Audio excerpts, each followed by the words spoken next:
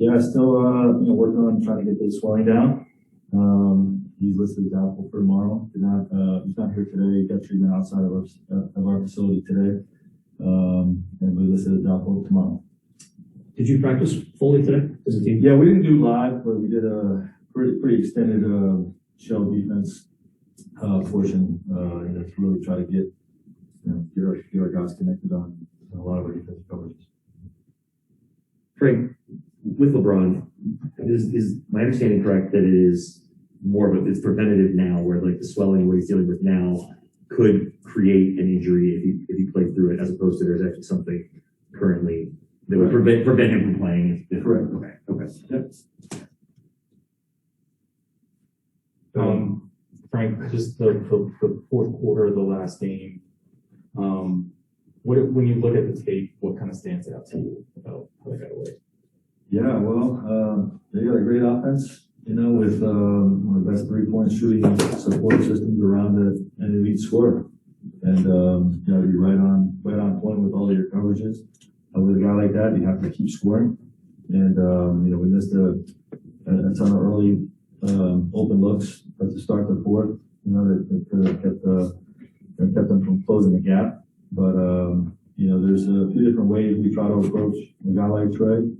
With their three-point shooting, we try to more of a soft double team, or a tilt, what we call it, or we try to pressure up but not get into full rotations, and we did not execute that well enough, and they hurt us down the stretch.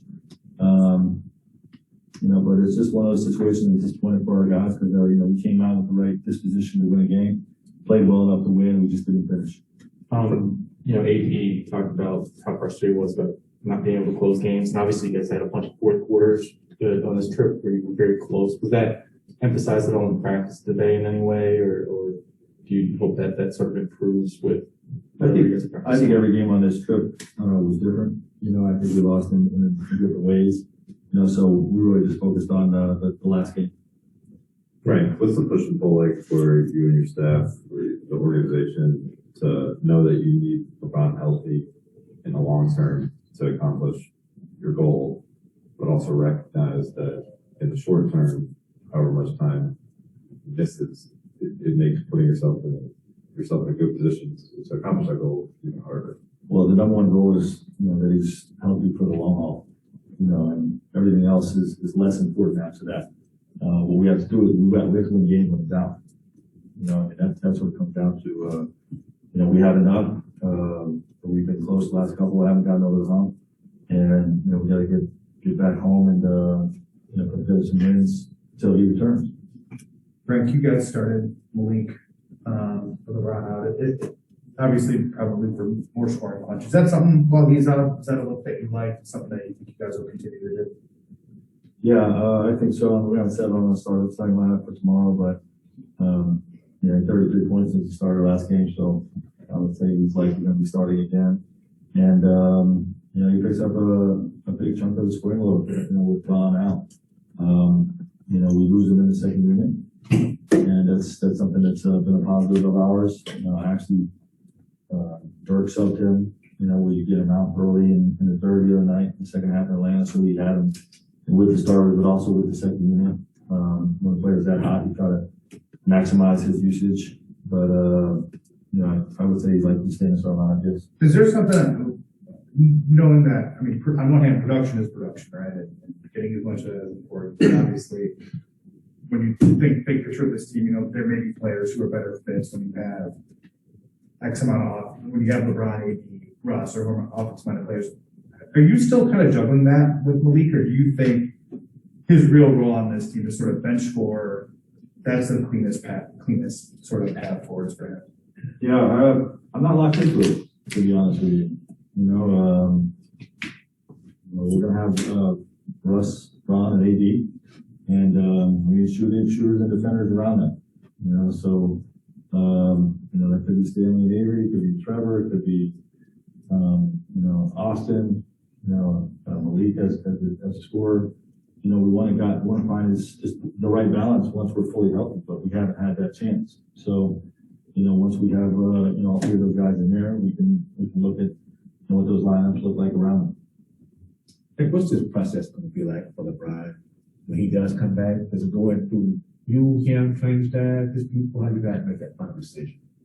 Him and his training staff, really, the medical team, and communication with him and seeing where he's at on a daily basis, won't be up to me.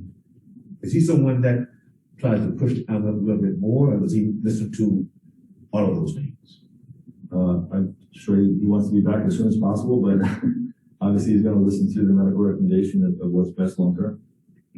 Frank, the risk of being a broken record, any update with Kendrick Nunn? No update.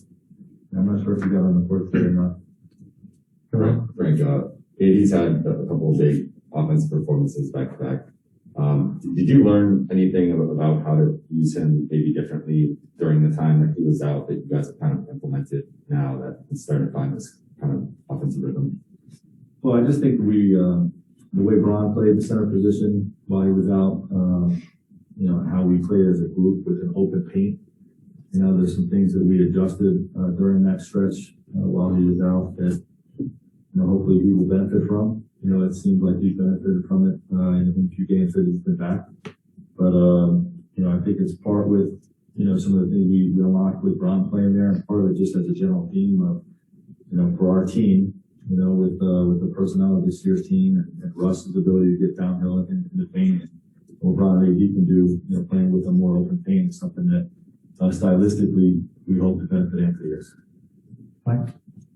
Frank, since you haven't had LeBron and AD play together much, and you're not playing the traditional bigs, what's the challenge defensively of not having that kind of extra forward size, big body, especially if teams are pulling AD out, and how have you kind of tried to deal with that schematically on defense? Yeah, well, it's been a challenge. Our bigger lineups don't have enough shooting to score well enough to win. Is what we learned early in the season. So we're trying to play with the lineups that we have with more space offensively, and hoping that we can make improvements on the defensive side of the ball. The things that are hurting us, we feel defensively are things that we can improve with better habits and better execution and better effort and disposition.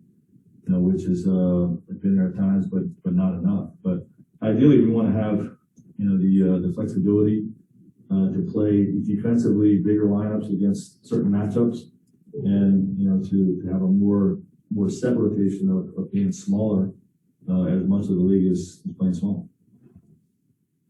One more question on Zoom, Jordan.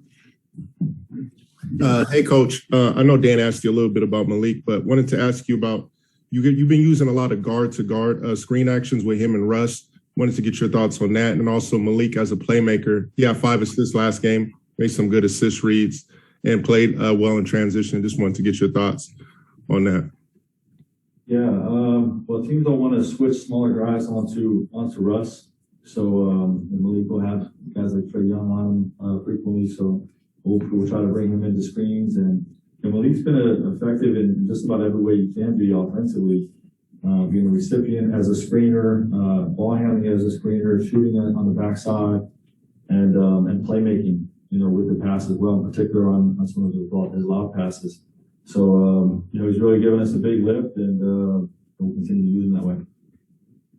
All right. Yeah.